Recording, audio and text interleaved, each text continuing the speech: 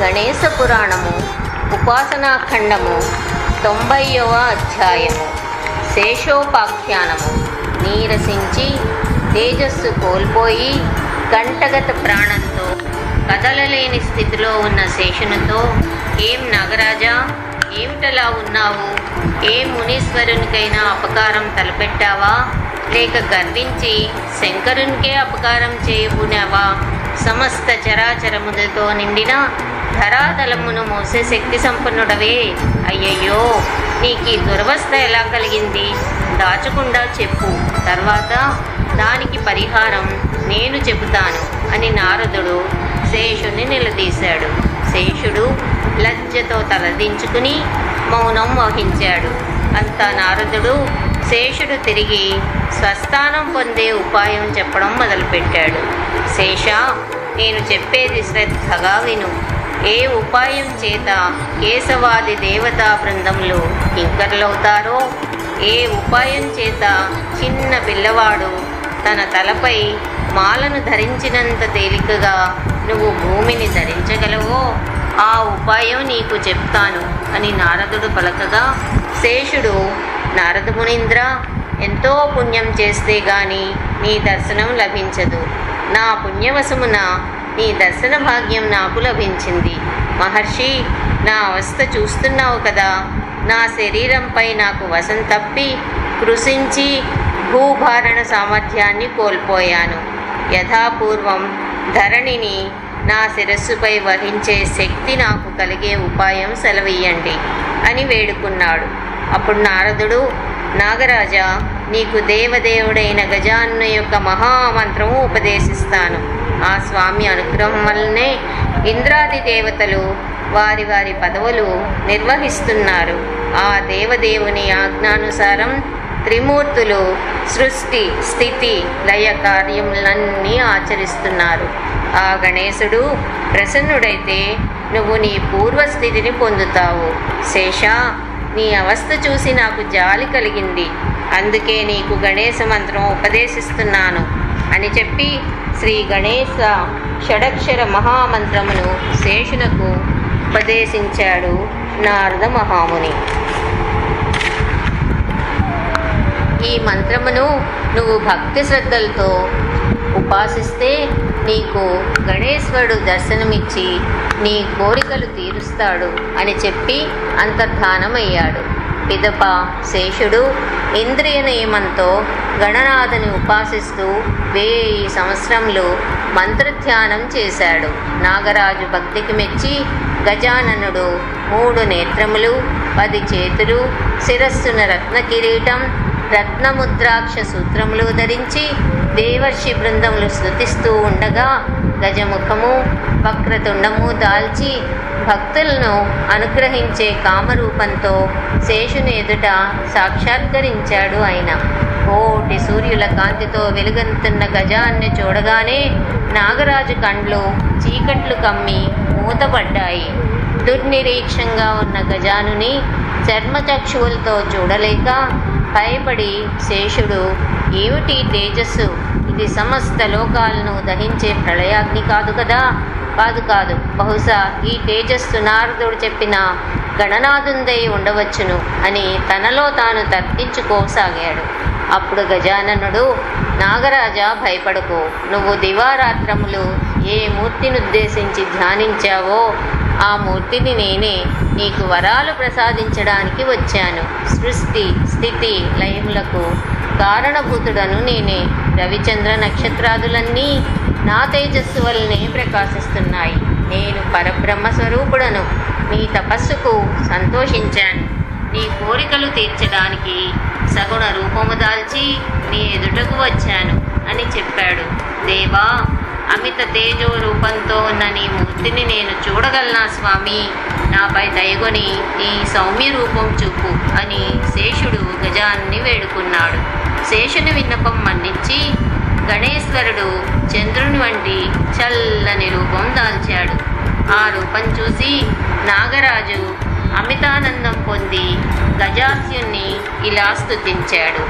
శేషకృత గణేశ పంచరత్నములు. అథ శేషకృత గణేశ పంచరత్నస్తోత్రం చంద్రాభం సౌమ్యరూపం తం కరుణాబ్ధిం సురేశ్వరం అనంతఫలదం దేవం వందేహం గణనాయకం జగద్వంద్యం జగన్నాథం జగత్కారణకారణం సర్వస్వరూపం విశ్వేశం విశ్వవంద్యం నమామ్యహం విశ్వవంద్యం నమామ్యహం గజాననం గణాధ్యక్షం గరుడేశస్తుతం విభుం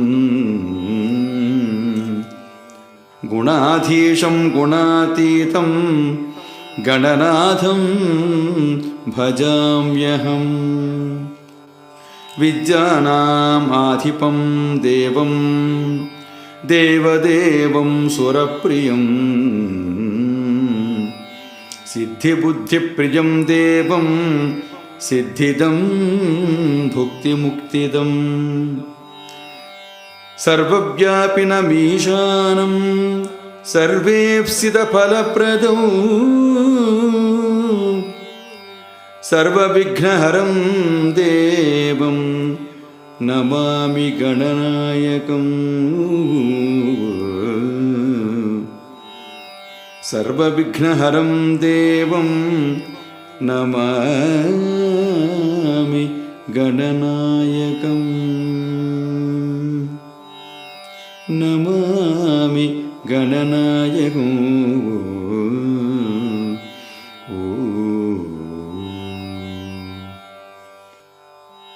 చంద్రుని వలె చల్లనైన వాడు, కరుణాసాగరుడు, దేవతలకు ప్రభువు, అనంతములైన ఫలములనిచ్చువాడు అగు గణేశ్వరునికి నమస్కరించుచున్నాను. సర్వవ్యాపకుడు, సకల జగత్స్వరూపుడు, సమస్త రూపములు తానై ఉన్నవాడు, విశ్వాధిపతి, జగద్వంద్యుడు అగు గణేశ్వరుని నమస్కరిస్తున్నాను. గజముఖుడు, గజములకు అధ్యక్షుడు, విష్ణుస్తుతుడు, ప్రభువు, గుణములకు అధీసుడు, గుణములకు అతీతుడు అగు గణనాథుని నేను భజిస్తున్నాను. విద్యలకు అధిపతి, దేవదేవుడు, దేవతలకు ప్రియుడు, సిద్ధి బుద్ధులకు ప్రియుడు, సర్వస్వరూపుడు, సిద్ధిని, బుద్ధిని, ముక్తిని ఇచ్చువాడు, అంతటను వ్యాపించి ఉన్న ఈశానుడు, అందరి కోరికలు తీర్చువాడు, పాపములన్నింటినీ పోగొట్టువాడు అగు గణనాయకునకు నమస్కారము. శేషుడు ఈ విధంగా వీరదాస్యుని అనగా ఏనుగు ముఖం కలవాణిని స్తుతించి, దేవా, ఇప్పుడు నా జన్మ తరించింది, నా తపస్సు ఫలించింది, నా జ్ఞానం పరిపుష్టమైంది, నీ స్తుతిపాత్రమైన నా జిహ్వకు సాఫల్యం కలిగింది, నా కులం పవిత్రమైంది, నా శీలం వృద్ధి చెందింది. ఓ దేవా, నీ అఖండ నామ సంకీర్తన నందు నా మనస్సు ఎల్లప్పుడూ లగ్నమై ఉండేటట్లు కరుణించు. కరుణానిధి, నా కష్టాలు సర్వజ్ఞుడైన నీకు వేరే చెప్పాలా? అయినా చెప్పుకోక తప్పదు కాబట్టి చెప్పుకుంటున్నాను. స్వామి, నా దీనావస్థ చూస్తున్నావు కదా. నేను గర్వించడం చేతనే నా తల చీలిపోయింది. పరమేశ్వరుడు కోపం వచ్చి నన్ను నేలపై విసిరి కొట్టాడు. నారదముని నాపై కటాక్షించి పరమ పవిత్రమైన నీ మహామంత్రం నాకు ఉపదేశించాడు. నా శక్తి మేరకు నిన్ను ధ్యానించాను. నాపై ప్రసన్నుడవై భక్తవరదుడవగు నువ్వు నాకు దర్శనమిచ్చావు. ఇప్పుడు నన్ను కరుణించి ముల్లోకాలలోనూ నాకు శ్రేష్టత్వం ప్రసాదించు. పృథ్వీని భరించే శక్తి నాకు అనుగ్రహించు. నాకు స్థిరమైన స్థానం కలిగించు. నిత్యం నీ సందర్శన భాగ్యం కలిగించు అని వేడుకున్నాడు. గజాననుడు భక్తాభీష్ట వరప్రదాత కదా. శేషుడు కోరినవన్నీ మన్నించి, శేషా, నీ శిరస్సు భిన్నమైనది కదా. నువ్వు 1000 మణులతో ప్రకాశించే శిరస్సులతో విరాజిల్లుతూ సహస్రవదనుడు అను ప్రఖ్యాతనామం కలిగి వర్ధిల్లుతావు. స్థిరమైన భూభారణ శక్తి నీకు కలుగుతుంది. అంతేకాదు నువ్వు శంకరుడికి శిరోలంకారమై ఉంటావు. నువ్వు సర్వవేళలా నన్ను అంటిపెట్టుకొని ఉంటావు. నీ మనోభీష్టములన్నీ తీరుతాయి అని చెప్పి శేషుని తన ఉదరమున ధరించాడు గజాననుడు. అందువలన గణపతికి వ్యాలభద్రుడనే పేరు వచ్చింది. అటు పిమ్మట శేషుని శిరస్సుపై తన చేయి ఉంచి గణేశ్వరుడు తన విరాట్ స్వరూపం కనపరిచాడు. అప్పుడు పెద్ద శబ్దం వచ్చింది. ఆ శబ్దానికి భూమి ఆకాశాలు దద్దరిల్లాయి.